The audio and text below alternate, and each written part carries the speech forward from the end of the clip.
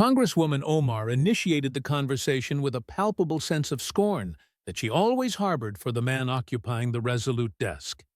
She remained standing with her arms folded across her chest after declining the seat proffered by a Secret Service agent.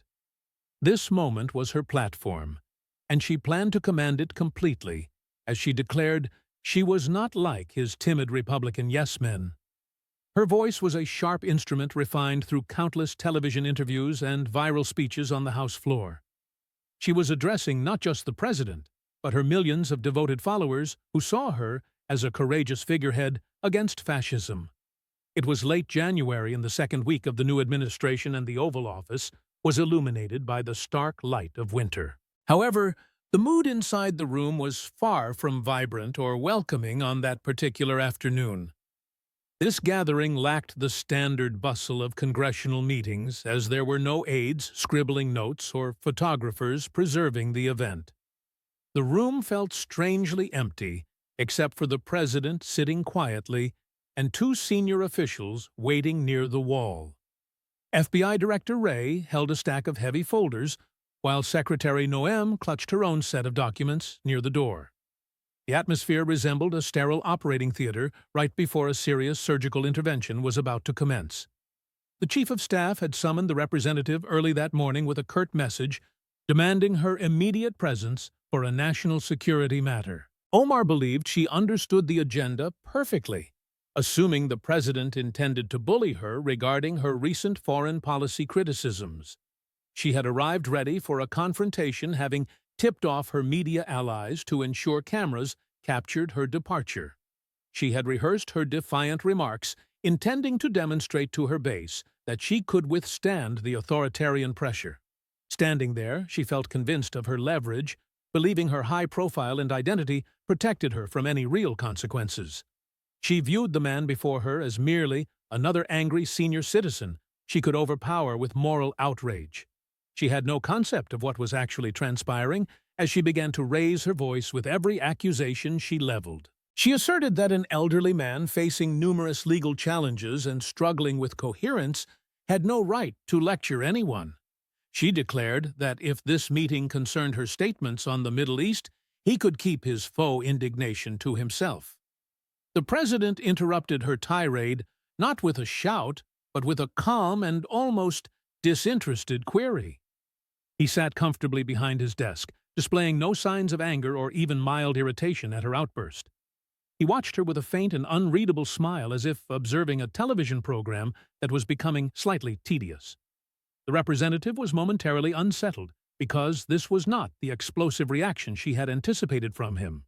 She questioned where the defensive rage was before snapping back to regain her verbal momentum. She accused him of being the true national security threat, citing his travel bans and immigration policies as proof. She leaned aggressively over the desk, stating that he represented everything currently wrong with the nation. She insisted that he could not silence her because she had the backing of major networks and progressive organizations.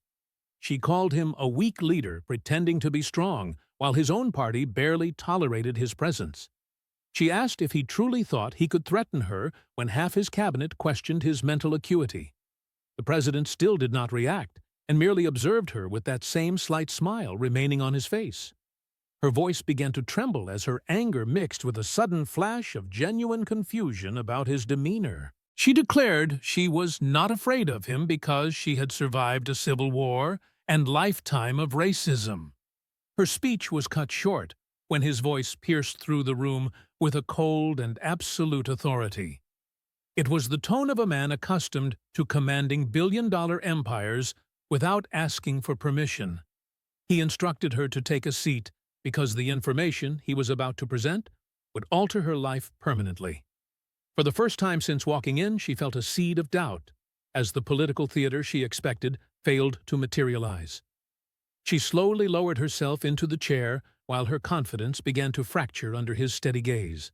The president leaned in, and his expression shifted from amusement to something much colder and predatory. He told her quietly that she was not there because of her tweets or her rallies or her television interviews. He explained that for the last 6 months the Bureau had been investigating her for financing terrorism and committing immigration fraud. He slid a thick folder across the polished wood of the desk, and the sound seemed deafening in the quiet room. He announced that he had declassified every single document contained within that file earlier that morning. Omar felt a chill run through her veins as she stared at the folder like it was a dangerous animal.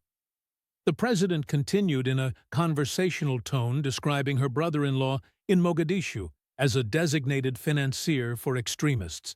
He stated that the Treasury had flagged the money transfer business, and the funds she sent went directly to bad actors. She attempted to stammer a defense regarding her citizenship, but he cut her off without hesitation. He stated flatly that she had obtained her status through fraud because her mother was actually alive in London. He revealed they possessed passport records of her visits, despite her claims of being a refugee fleeing total loss. He accused her of using a false family name to qualify for status she never should have received. He laid out the terms of her surrender, explaining exactly what was going to happen next. She had 3 days to resign from Congress and depart the United States of her own volition. She was to renounce her citizenship and return to Somalia or London or anywhere else that would accept her. If she complied, the files would remain sealed, and she could fabricate whatever reason she wanted for her resignation. He paused to let the gravity of the offer hang in the air before lowering his voice further. The alternative was that he would hold a press conference the following morning to declassify every page of the investigation. He threatened to initiate denaturalization proceedings immediately based on national security grounds, while the department arrested her. She would be detained while fighting a losing battle in court, before being stripped of her status and deported. He told her she would be sent back to Somalia publicly, with the entire world watching her fall. He gave her the choice between the easy path or the hard path, with the clock officially ticking. She sat frozen in her chair, unable to process the magnitude of the catastrophe that was unfolding. She whispered weakly that he could not simply strip a sitting member of Congress of their position. The president directed the director to show her the evidence so she understood this was not a bluff. The director stepped forward and opened a folder with the methodical precision of a career law enforcement officer. As he laid out the wire transfers and surveillance photos, she realized with horror that her life was about to be destroyed. The director explained that the Counterterrorism Division had mapped a financial network they referred to as the Mogadishu Map. He pointed out 17 separate wire transfers she had initiated, which were carefully kept under the reporting threshold. He produced a photo of the transfer point and explained that her brother-in-law was a high-level facilitator. He revealed they had intercepts, proving the funds she provided were used for logistical support and explosives. He told her she had not sent money to a relative, but had funded weapons used against peacekeepers. The secretary stepped forward, displaying official documents on a tablet, with an expression of suppressed disgust. She dismantled the narrative of the tragic refugee by revealing that the representative's mother was alive in East London. They possessed medical records and utility bills, along with flight manifests proving the representative had visited her repeatedly. She showed a grainy image of the congresswoman at the airport, proving she had lied on her asylum application. The secretary stated that under federal law, this material misrepresentation rendered her citizenship completely void. She continued by addressing the issue of the assumed name and the fraudulent family identity used to gain entry. She presented school records from the refugee camp listing the representative and her ex-husband as siblings with the same father. The president leaned forward with his hands clasped and told her she was the one who looked scared now. He said the Bureau had DNA evidence and wiretaps proving she had used the country as a playground for fraud. He stood up slowly and towered over the desk to deliver his final instructions one last time. He reiterated that she had 72 hours to resign and leave or face a public indictment and prison time. He promised that if she chose the quiet route, she could keep her legacy for the history books. If she tried to play the victim, he would expose the photos of her mother and have her taken into custody. He looked at the grandfather clock and reminded her that time was already slipping away. The silence that followed his ultimatum was heavy and broken only by the ticking of the clock. When she finally left the room, she ignored her staff and retreated to her vehicle with shaking hands. She called the one ally she thought could help, but the response on the other end was cautious and fearful. Her colleague explained that if there was a financial link to terrorism, the caucus could not touch the situation. As the night progressed, she realized her political alliances were dissolving as her calls went to voicemail. She sat alone in the dark, understanding that her friends would not tether their careers to a sinking ship. She used a burner phone to call her mother in London and admitted through tears that the authorities knew everything. The silence from across the ocean confirmed the collapse of the deception that had sustained her career. Her legal team arrived later to explain that the evidence for denaturalization was overwhelming and undeniable. They warned her that fighting the charges would result in a prison sentence and total separation from her children. She realized the president was not bluffing because he possessed the receipts and the absolute lack of mercy. She signed the resignation letter in the early hours of the morning, citing vague personal health challenges. There was no mention of the investigation or the ultimatum, as she ceded her power in exchange for freedom. A private charter plane was waiting at a remote terminal to take her out of the country before the deadline. She watched the monuments of the capital pass by the window, feeling like a ghost whose presence had been erased. She thought of the final lie she told her children about taking a long trip to help people. The director met her at the airfield and handed her a document to voluntarily renounce her citizenship. He instructed her to sign it to keep the folder closed and warned her never to return. She signed her name with a mix of rage and defeat before climbing the stairs to the aircraft. As the plane ascended, she looked down at the lights of the city she no longer belonged to. She was heading east toward a sunrise she was not sure she was ready to face. The announcement of her resignation hit the press corps with the force of a sudden natural disaster. Her statement was vague, but veteran reporters immediately sensed a catastrophic collapse behind the scenes. The political world was plunged into chaos as her staff tried to maintain the health narrative. However, investigative teams were already tracking the movements of federal officials and receiving tips about the investigation. The party leadership issued a terse statement that respected her decision but offered absolutely no defense.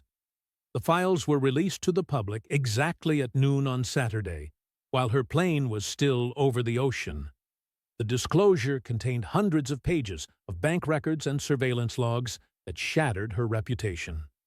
The director explained the financial structuring to the press, showing how funds flowed to extremist commanders. The secretary presented the British records, proving the existence of the mother who was supposed to be dead. The revelation about the marriage to her brother confirmed long-standing allegations and stunned the nation.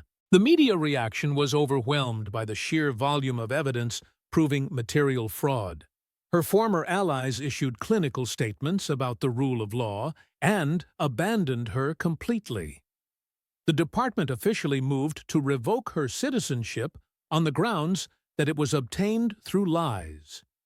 The woman who had challenged the world was now a persona non grata, effectively fleeing justice. The public realized that the map of her financial dealings was a map of a decade-long betrayal. By Monday, the legislative body felt more like a crime scene than a hall of government. Her seat remained empty, while her former colleagues scrambled to save their own careers. The leadership broke with the progressive wing and condemned the conduct as a threat to national security. The Ethics Committee opened a formal investigation into the network to see how deep the fraud went. A resolution was passed to strike her name from the rolls, and her legacy was erased by her peers. In her home district, the famous mural of her face was defaced by residents who felt deeply betrayed. The community realized they had supported a fraud who sent money to the terrorists, destroying their homeland. Meanwhile, reporters in London tracked down the mother who admitted her daughter had asked her to remain dead. The revelation that she used a lie about her mother to fundraise was the final moral failure.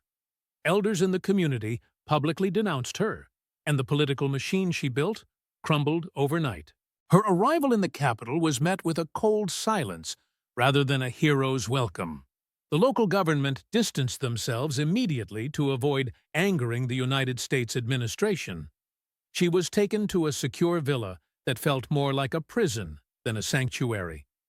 The local population viewed her with skepticism and anger because of her funding of the insurgents.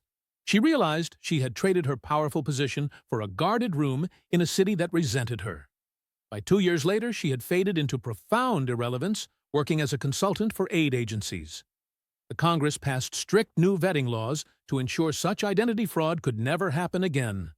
She lived a quiet life in obscurity, knowing she would never see her children in America again. The former president used her case as a permanent example of why strict enforcement was necessary. She died years later in the summer and was buried under her real name far from the history books she once sought.